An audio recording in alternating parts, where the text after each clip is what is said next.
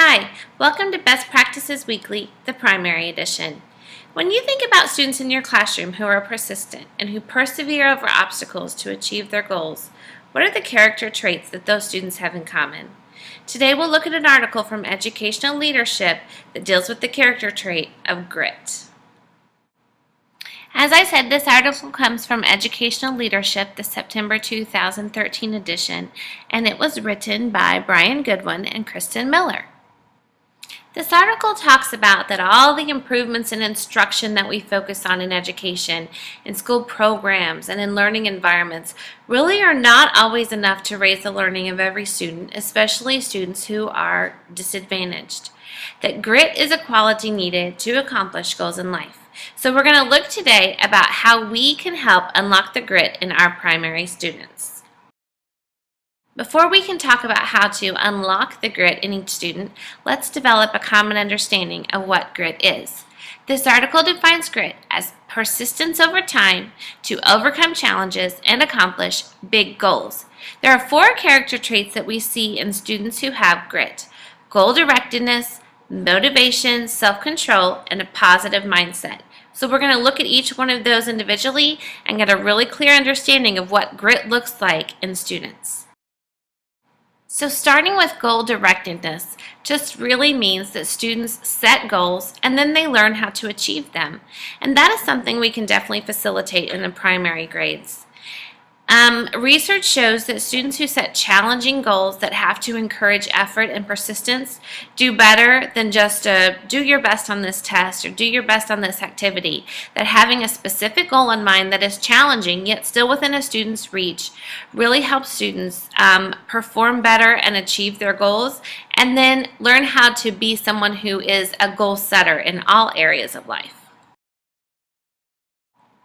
The next common character trait we see in students who have grit is motivation.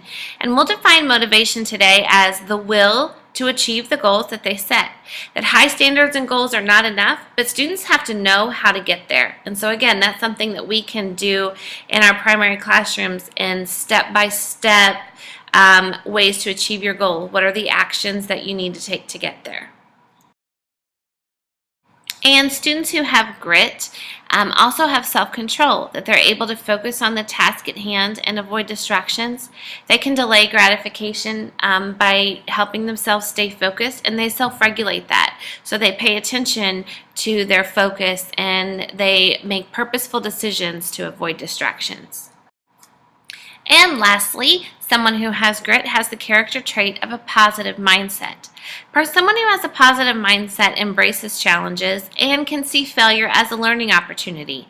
That's definitely something we can instill in our students by not punishing every mistake that they make when trying to learn a new concept, but to help see mistakes as part of the learning process. Positive mindset also relates to a growth mindset and the belief that you can become smarter and you can learn new things if you work hard. So now that we have a common definition of what grit is, let's look at how we can help students develop it. The first thing the article suggests is to start early, that even starting with 3- and 4-year-olds and teaching children how to control their impulses through structured play or games and following the rules, teaching them how to self-regulate and monitor their focus and keep away from distractions is a way to develop grit. We can also teach students not just to set goals, but help them structure their activities and their actions so that they actually achieve them and they know what it feels like to set a goal and meet it. We can explicitly teach growth mindsets. There are programs in place for schools that actually specifically focus on developing a growth mindset in students that we can look at. And using out-of-school activities to help students persevere and succeed and to tap into interests, and then that will also give them an opportunity to learn through failure. This article about grit was very thought-provoking for me, and I think a lot of times we think about grit and a growth mindset being an upper elementary, middle school, or high school character trait. But I think this article really clearly shows us that grit can be taught, that it is something we can foster in primary grades, and really should do so because we know that students have some academic challenges ahead of them. So fostering grit and self-regulation and the belief that they can learn new things is something essential that we can start in the early grades. Thanks for joining us today.